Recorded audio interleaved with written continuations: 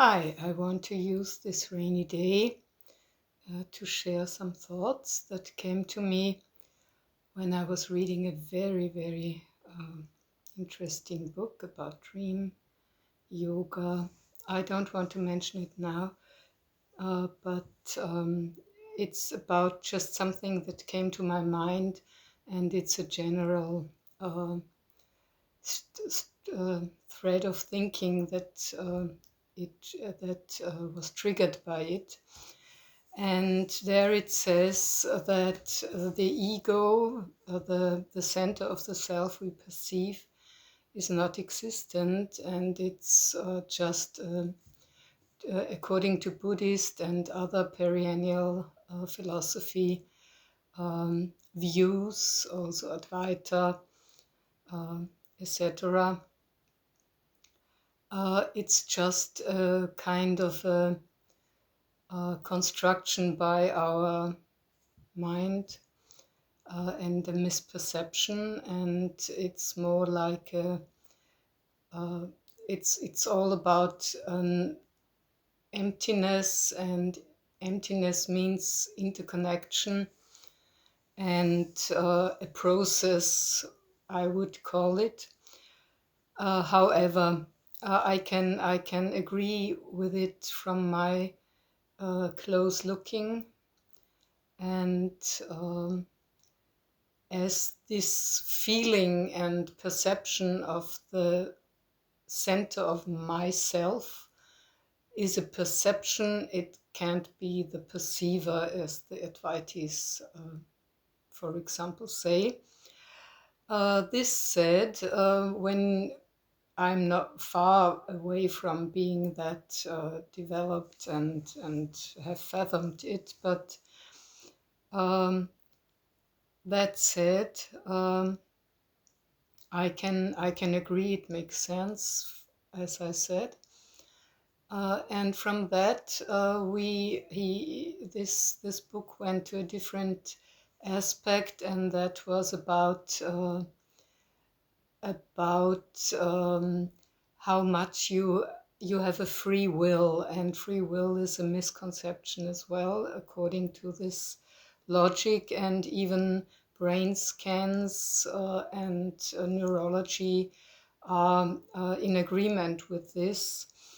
As you know, the signal from the brain to do something comes like a second before the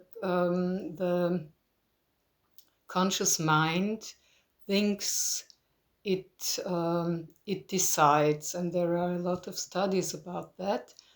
And the book says, but what you can do is you don't have the power to decide upon doing something, but you can decide upon not doing something. When something comes up, you can say, no, I won't cheat on my wife, or I won't drink, or whatever it is.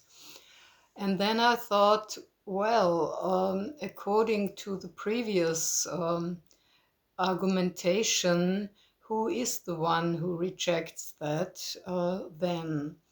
So I can agree that every decision, of course, not on a brain scan level, because I don't have a brain scan when I observe that, but it's a total logic that every decision is triggered by so many interconnections within the person, be it subconscious, be it body wise, like are you feeling, do you have pain, are you feeling fine, what is your relationship to anything in your life at the moment, how is the weather, and on and on. So it's always a total interconnection, and on a where do your thoughts come from? You don't make your thoughts, so this makes perfect sense. So, but if your free will to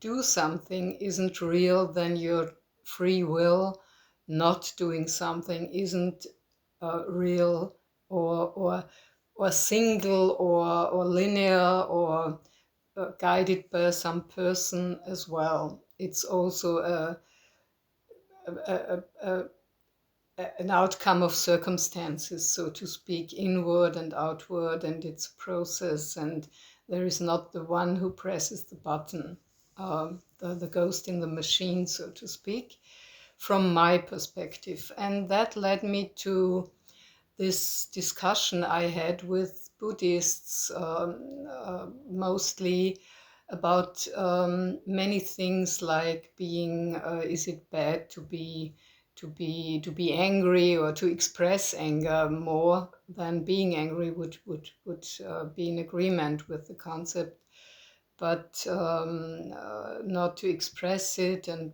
being nice and doing the things that are on the list of a Buddhist scholar, or which you shouldn't do, like the commandments in Catholicism. And I can say I help people by becoming angry, and wouldn't have helped them as much when I would have played nice or been nice, according to their feedback. And I think Buddhists, but most philosophies coming from highly patriarchal and highly hierarchical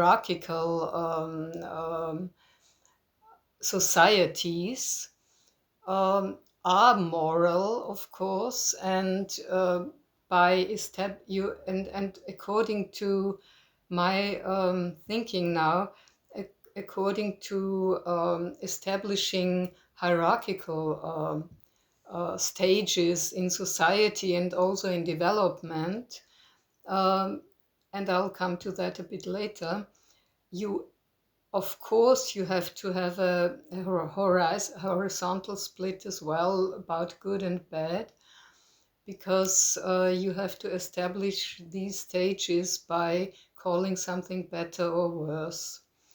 And there, I think the very deep spiritual approach, which in its basis is anarchistic, and the old tantric concepts are highly anarchistic in a way, mixes up with this establishing of hierarchies in a society, and also profiting from these hierarchies, which a lot of the religious and also spiritual people did.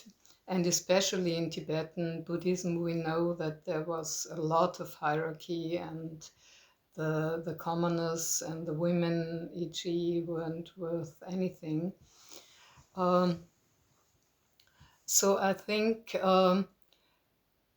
and the argument of many of the like in Ken Wilber's and others, hierarchical development arguments and approaches and concepts, is that one development stage is the next is based on the previous, and the previous is necessary to develop the next, which is in many ways true. But finally, even with like something like learning to run, finally, of course, you have to be able to sit and to stand and to go before you can run a marathon. But at the end of the day, when you can do everything of those, it's not better to run a marathon than to sit or to stand. It depends on circumstances. And so this deconstructs this hierarchical approach to a certain degree for me. And I like Gebser's approach in this respect, because he treats the development stages, he calls them structures, as on the same level, so to speak, even if they developed sequentially. And I would say it's like learning languages. Finally, you have mostly you learn them sequentially. Maybe if you have parents of two languages, you learn them at the same time. But a third one you eventually will learn afterwards. But then it's not better to speak English or German or Chinese. It depends on circumstances.